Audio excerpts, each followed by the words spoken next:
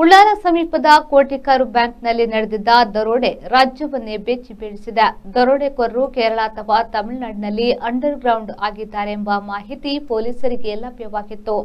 ಆದರೆ ಇದೀಗ ದರೋಡೆಕೋರರ ಚಲನವಲನ ಪತ್ತೆ ಹಚ್ಚಿದ ಪೊಲೀಸರು ಅವರು ಉತ್ತರ ಭಾರತದತ್ತ ತೆರಳಿದ್ದಾರೆ ಎಂದು ತಿಳಿದು ಬಂದಿದೆ.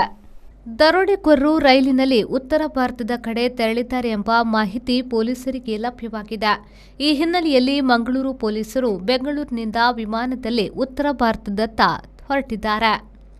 ಆರೋಪಿಗಳು ಕದ್ದ ಚಿನ್ನವನ್ನು ಸಾಗಿಸಿದ್ದು ಫಿಯಟ್ ಕಾರಿನಲ್ಲಿ ಸಾಗಿಸಿದ್ದಾರೆ ಎಂಬ ಶಂಕೆ ವ್ಯಕ್ತವಾಗಿತ್ತು. ಆದರೆ ಆರೋಪಿಗಳು ಕದ್ದ ಚಿನ್ನವನ್ನು ಮತ್ತೊಂದು ಕಾರಿನಲ್ಲಿ ಸಾಗಿಸಿದ್ದಾರೆ ಎಂದು ತಿಳಿದು ಬಂದಿದೆ. ಮಂಗಳೂರು ಕಡೆ ಚೆವರ್ಲೆಟ್ ಕಾರಿನಲ್ಲಿ ಬಂದ ಮೂವರು ದರೋಡೆಕೋರರು ಬ್ಯಾಂಕ್ ದರೋಡೆ ಮಾಡಿ ಮಂಗಳೂರಿನಲ್ಲಿ ಮೊಬೈಲ್ ಬಿಸಾಕಿ ಬಂಟ್ವಾಳ ಕಡೆ ತೆರಳಿರುವ ಶಂಕೆ ವ್ಯಕ್ತವಾಗಿದೆ. ಬಿಸಿ ರೋಡ್ ಟೋಲ್ ಹಾಗೂ ಸಿಸಿಟಿವಿ ತಪ್ಪಿಸಲು ಟೋಲ್ನ ಪಕ್ಕದ ರಸ್ತೆಯ ಮೂಲಕ ಪರಾರಿಯಾಗಿರುವ ಶಂಕೆ ವ್ಯಕ್ತವಾಗಿದೆ. ಬಳಿಕ ವಿಟ್ಲ ಮೂಲಕ ಕೇರಳ ಗಡಿ ತಲುಪಿ ಕೇರಳದ ಗ್ರಾಮೀಣ ಪ್ರದೇಶ ತಲುಪಿರುವ ಸಾಧ್ಯತೆ ಇದೆ.